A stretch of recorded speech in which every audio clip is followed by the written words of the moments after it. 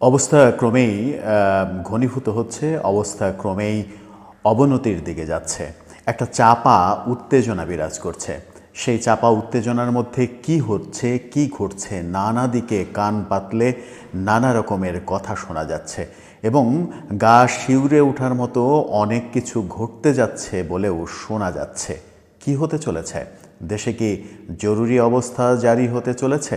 সেরকম প্রস্তুতিই কি চলছে? বিশেষ করে সেনাবাহিনীর বিরুদ্ধে বিষোদ্গারের এই ঘটনাটা দেশটাকে উলটপালট করে ফেলেছে। দেশপ্রেমিক সেনাবাহিনী এতটা ধৈর্য দেখিয়েছে যেটা অবিস্মরণীয় একটা ব্যাপার। এত ধৈর্য দেখানোর কারণটা কি হয়তো আমরা জানতে পারবো তাদের কুল হেডেড কর্মকাণ্ডে। কি হচ্ছে নানা দিকে অনেক গুঞ্জন শোনা যাচ্ছে। রাতভর এই ভিডিওটা যখন করছি তখনও নানা দিক থেকে খবর আসছে উত্তরপাড়া থেকে, খবর আসছে বঙ্গভবন থেকে। এরকম খবর কানাঘুষা হচ্ছে, কিন্তু কোনটা সঠিক কোনটা ভুল সেটা নির্ণয় করবে সময়।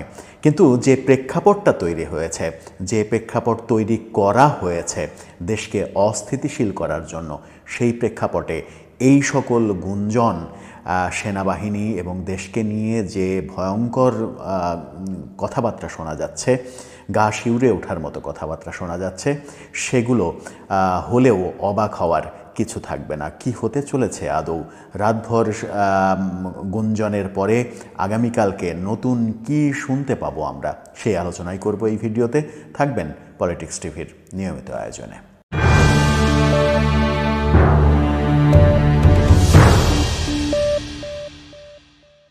দর্শক, পলিটিক্স টিভির নিয়মিত ভিডিওগুলো এখন থেকে স্পন্সর করছে প্রজাপতি.টিভি, নতুন ওটিটি প্ল্যাটফর্ম।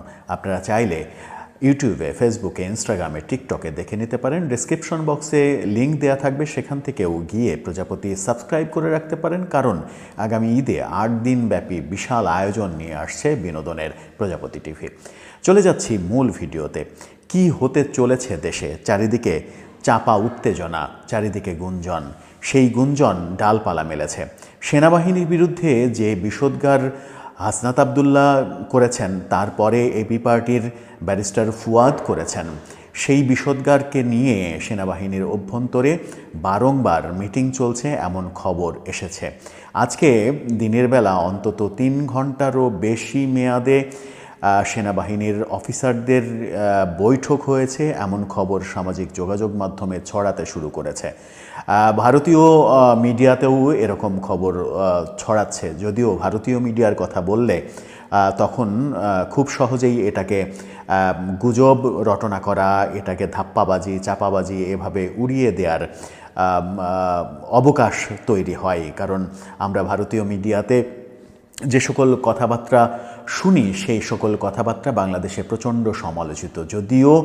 যদিও এখানে বলে রাখা ভালো, ভারতীয় মিডিয়াতে এখন পর্যন্ত যত কিছু বলা হয়েছে তার অনেক কিছুই কিন্তু বাংলাদেশে ঘটতে দেখা গেছে, বিশেষ করে আমেরিকা এবং ভারতকে নিয়ে।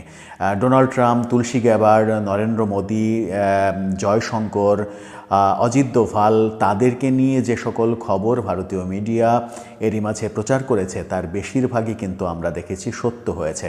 তুলসী গ্যাবার্ডের হুমকি আমাদেরকে আতঙ্কিত করেছে।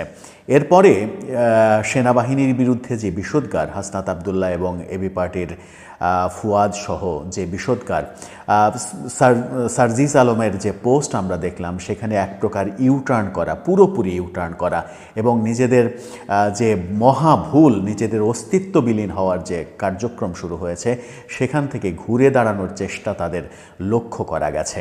কিন্তু সেনাবাহিনী এই যে তাদের বিরুদ্ধে বিষোদ্গার, তাতে কি সেনাবাহিনী চুপ হয়ে থাকবে? সেনাবাহিনী প্রধান কুল হেডেড একজন মানুষ, তিনি ঠান্ডা মাথায় সব কিছু অবজার্ভ করছেন। এগুলো নিয়ে সেনাবাহিনীর মধ্যে যদি আলোচনা হয়, মিটিং হয়, বৈঠক হয়, সেগুলোকে কোনোভাবেই গুজব বলে উড়িয়ে দেওয়ার কোনো কারণ নেই। শোনা যাচ্ছে সেনাবাহিনীর মধ্যে আজকে দুপুরে 12টার পর থেকে 3টার পর পর্যন্ত একটা বৈঠক হয়েছে, যে বৈঠকে সেনাবাহিনীর সর্বোচ্চ ঊর্ধ্বতন কর্মকর্তারা উপস্থিত ছিলেন। সেখানে এই যে সেনাবাহিনীর বিরুদ্ধে যে বিষোদ্গার, সেগুলোকে কিভাবে মোকাবেলা করা যায় সেই আলোচনা হয়েছে। সেখান থেকে কি এমন ব্যাপার আসছে যে দেশের পরিস্থিতি যে ভয়াবহ অবস্থার দিকে গেছে, দেশে মব কালচার যে ভয়াবহ পরিণতি ডেকে আনছে, আন্তর্জাতিক মহল বাংলাদেশকে জঙ্গি রাষ্ট্র হিসেবে বলতে শুরু করেছে, আমেরিকার থ্রেট এখন প্রকাশ্য দিনের আলোর মতো, সেই মুহূর্তে সেনাবাহিনীর কি চুপ করে থাকার কোনো কারণ রয়েছে? সেই কারণেই চতুর্দিকে আলোচনা চলছে, দেশে কি জরুরি অবস্থা জারি হতে চলেছে। রাষ্ট্রপতির সঙ্গে সেনাবাহিনী প্রধান নিশ্চয়ই এই ব্যাপারে আলোচনা করেছেন কিংবা করবেন।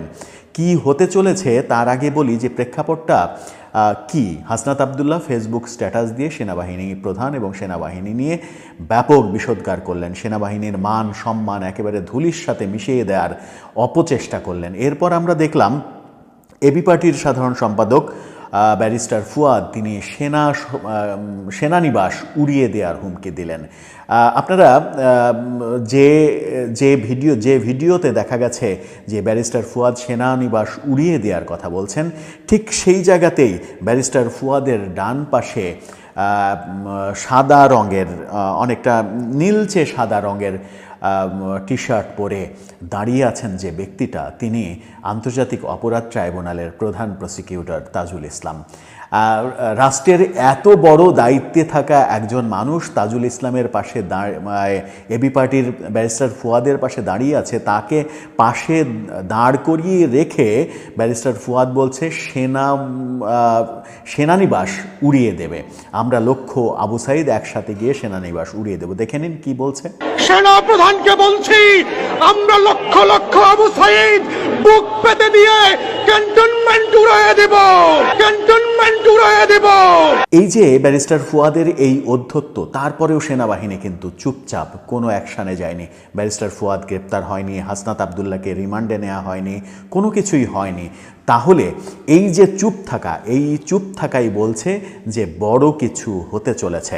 এই যে রাজনৈতিক অস্থিরতা তৈরি করা, রাজনীতিবিদরা যা ইচ্ছা তাই বলা, জাতীয় নাগরিক পার্টি এখন পর্যন্ত নিবন্ধনই পায়নি, যারা নতুন দল তৈরি করেছে এই গত মাসের 28 তারিখে, যে দলের বয়স হচ্ছে কত দিন, 24 আর 2 26 দিন, এই 26 দিন বয়সের একটা রাজনৈতিক দল সেনাবাহিনীকে চ্যালেঞ্জ করে, সেনাপ্রধানকে চ্যালেঞ্জ করে এবং সেনাবাহিনীকে বিতর্কিত করে।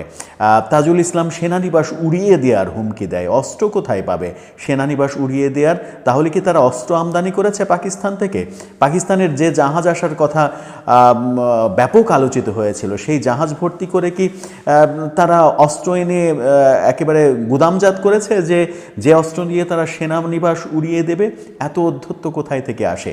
এই অধ্যত্বের পরে সেনাবাহিনী চুপচাপ আছে। চুপচাপ থাকার অর্থ একটাই দাঁড়ায় যে বড় কোনো ঘটনা ঘটতে চলছে, যার কানাঘোষা আজকে সারা রাত ব্যাপী হচ্ছে। সেনানিবাসে বৈঠক শোনা যাচ্ছে, রাত ফুরলে সকালে সেনাবাহিনীর সদস্যদের উদ্দেশ্যে সেনাপ্রধান গুরুত্বপূর্ণ ভাষণ দেবেন। এরকম লেখালেখিও সামাজিক যোগাযোগ মাধ্যমে হচ্ছে যে সকালে 10:30 11টার দিকে সেনাপ্রধান তার সদস্যদের উদ্দেশ্যে ভাষণ দেবেন, যেখানে সেনাবাহিনীর ঢাকা ক্যান্টনমেন্টের তো বটেই, এমনকি পার্শ্ববর্তী যারা রয়েছে তারাও সেখানে যোগ দেবেন। এই গুরুত্বপূর্ণ ভাষণের উপরে অনেক কিছু নির্ভর করবে। এরই মাঝে কি রাষ্ট্রপতির সঙ্গে সেনাপ্রধান এই ব্যাপারে আলোচনা করে ফেলেছেন? সেই আলোচনাও চতুর্দিকে চলছে যে সেনাপ্রধান রাষ্ট্রপতির সঙ্গে আলোচনা করে ফেলেছেন। যদি এরকম হয়, যদি দেশ জরুরি শাসনের দিকে যায়, তাহলে কি হতে পারে? জরুরি অবস্থা জারি করলে যেটা হতে পারে সেটা হচ্ছে যে সব ধরনের রাজনৈতিক কর্মকাণ্ড নিষিদ্ধ করা হতে পারে।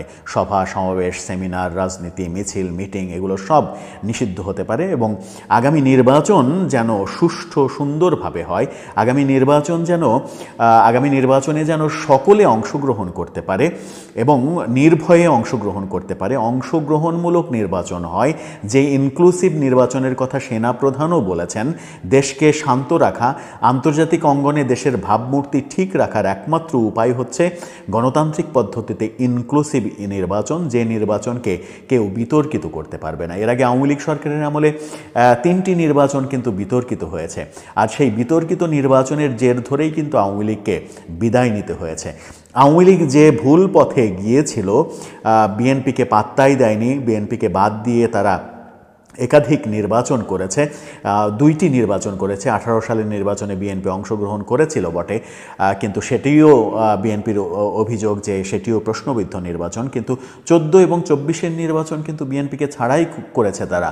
এবং এই যে বিএনপিকে ছাড়াই নির্বাচন করেছে, আন্তর্জাতিক অঙ্গনে সেই নির্বাচন প্রশ্নবিদ্ধ হয়েছে। আর নির্বাচন বিএনপিকে অবহেলা করার ফল কি, সেটা কিন্তু আওয়ামী লীগ এতদিনে এসে তারা যদি তাদের ভুল বুঝতে পারে তাহলে সেটা ভালো লক্ষণ রাজনীতির জন্য। সেই কারণেই সেনাবাহিনী নিশ্চয়ই চাইবে না যে দেশ আবার কোনো বিতর্কের মুখে পড়ে। সেই ইনক্লুসিভ নির্বাচনের জন্য যা যা দরকার, এমনও শোনা যাচ্ছে ডক্টর ইউনূসের সরকার সম্ভবত থাকছে নাকি। ডক্টর ইউনূসের সরকারের বদলে নতুন নির্বাচনের জন্য একটা জরুরি জাতীয় সরকার মতো গঠন হওয়া এবং সেই সরকারের অধীনে একটা ইনক্লুসিভ, নিরপেক্ষ, অবাধ, সুষ্ঠু নির্বাচনের দিকেই কি দেশ এগোবে? এরকম নানা কানাঘুষা সারা রাত চলছে। কান পেতে শুধু শুনছি সেই কানাঘুষাগুলো যদি দেশের জন্য মঙ্গলজনক হয়ে সত্য হয় তাহলে ওয়েলকাম, আর দেশের জন্য অমঙ্গলজনক কোনো কিছুকেই আমরা নিশ্চয়ই ওয়েলকাম জানাবো না। দর্শক, আপনার কি মনে হয় খুব শীঘ্রই কি দেশে জরুরি অবস্থা জারি হতে পারে?